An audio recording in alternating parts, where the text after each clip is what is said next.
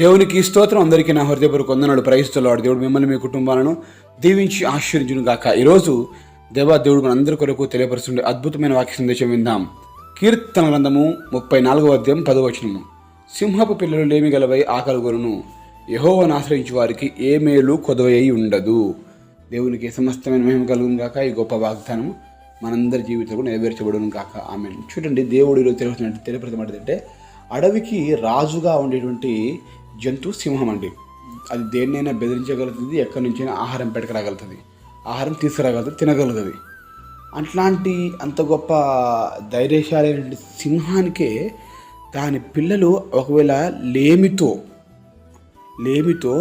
ఆకలి కొంటాయేమో, కానీ దేవుని ఆశ్రయించిన వారికి ఏ మేలు కొదవ ఉండదట. చూడండి, అంటే ఎక్కడికి పోయినా సింహము ఏదైనా తీసుకురాగలుగుతుంది తన పిల్లలకు ఆహారం. మరి అంత గొప్ప మృగానికి, జంతువుకి అంత ధైర్యం ఉన్న దానికే ఒకవేళ పిల్లల ఆకలికి తీర్చలేకపోవచ్చేమో, పిల్లల ఆకలి తొలగిస్తుంటే వాళ్ళకి ఏం పెట్టలేకపోవచ్చు, కానీ దేవుని ఆశ్రయించే వానికి ఏ మేలు కొదవై ఉండదు. ఆమెన్.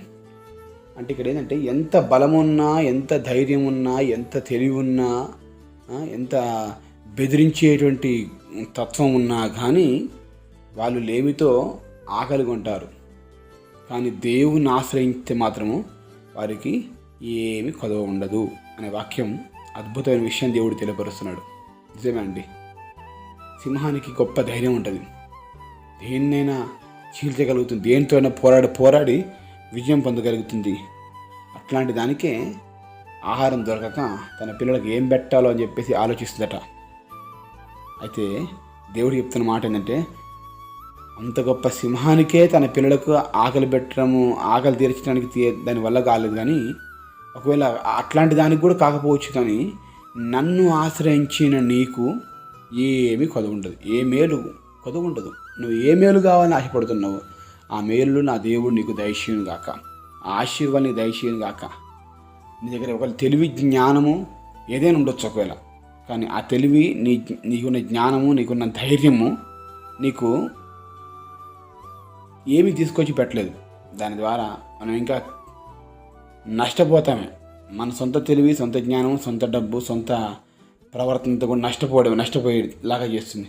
కానీ దేవుని ఆశ్రయించిన వానికి ఏ మేలు కొదవ ఉండదు.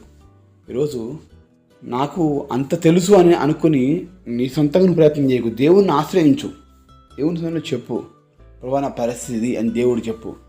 వెళ్ళు, నువ్వు చేసే పని వెళ్ళు, ఆ పనిలో దేవుడు నీకు సహాయం చేస్తాడు, ఏ కొదవ లేకుండా చేస్తాడు. కనుక ప్రియమైన దేవుని బిడ్డ, నా జీవితంలో ఉన్నటువంటి లేమిడి దాన్ని దేవుడు తీసేయడానికి శక్తి గల దేవుడు, సామర్థ్యం గల దేవుడు. నీకున్న కష్టం ఎట్లాంటిదైనా, ఒకవేళ నువ్వు అనారోగ్యంతో ఉన్నా, ఎటువంటి పరిస్థితి మధ్యలో నివాసం చేస్తున్నా, నీ సొంత తెలివి, సొంత జ్ఞానాన్ని పక్కన పెట్టు. సొంతంగా నీకు ఏది వచ్చినా, ఎంత టాలెంట్ ఉన్నా అదని పక్కన పెట్టు. దేవుని ఆశ్రయించు. దేవుడు తప్పకుండా నీకున్న ఆకలిని తీరుస్తాడు, నీకు ఏది కొదవ లేకుండా చేస్తాడు. కనుక ఈ వాగ్దానాన్ని నమ్ముదాం, దైవిక దీవెన ఆశీర్వాదం పొందుకుందాం. ఎందుకంటే బైబిల్ గ్రంథం ముందు ఎంతమంది భక్తులు మనం చూడవచ్చండి.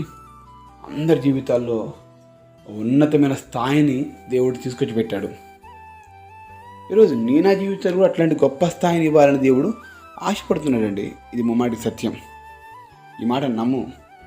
ఖచ్చితంగా నీ జీవితము లేమిడి లేకుండా, తప్పకుండా ఏ కొదవ లేకుండా దేవుడు మేలులతో నిన్ను తృప్తిపరచును గాక.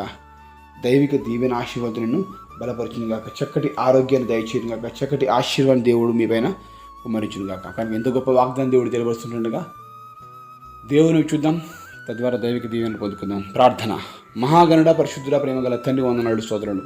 గొప్ప వాగ్దానం ఇచ్చు. అడవిలో ఉన్న సింహానికి తన పిల్లలకు ఆకలితో అయినప్పుడు వాటికి ఆకలి తీర్చడానికి సింహానికి వల్ల కాకపోవచ్చేమో, ఒకవేళ సింహ పిల్లలు కూడా లేమి గలవై ఆకలి కొంటాయేమో, కానీ దేవుని ఆశ్రయించిన వారికి ఏ మేలు కొదవకుండేదని గొప్ప వాగ్దానం ఇచ్చే కదా ప్రభా, నీకు వందనాలు చెల్లిస్తాం తండ్రి. నిజమే తండ్రి, నాయనా మాకున్న జ్ఞానము, మాకున్న డబ్బు, మా దగ్గర ఉన్నటువంటి సమస్తాన్ని బట్టి, టాలెంట్ని బట్టి మేము ఏం పొందుకోలేము, నష్టపరచబడతాం. కానీ నిన్ను ఆశ్రయించినప్పుడు ఏ నష్టమైన తొలగింపజేసే దేవుడు, మేలుడితో తృప్తిపరిచే దేవుడిని సూచిస్తున్నాను ప్రభా. విధంగా ఏ బిడ్డ ఏ కష్టంలో ఉండి మాట్లాడుతున్నారో, ఎటువంటి బాధలో ఉండి మాట్లాడుతున్నారో, వాళ్ళ కష్టము, నష్టము, బాధ, బలహీనత, రోగము, ఇరుకు, ఇబ్బంది నుంచి, ఆర్థిక పరిస్థితుల నుంచి మీరే సహాయం వేడుకుంటున్నాం తండ్రి. కృప నుంచి కాపాడండి.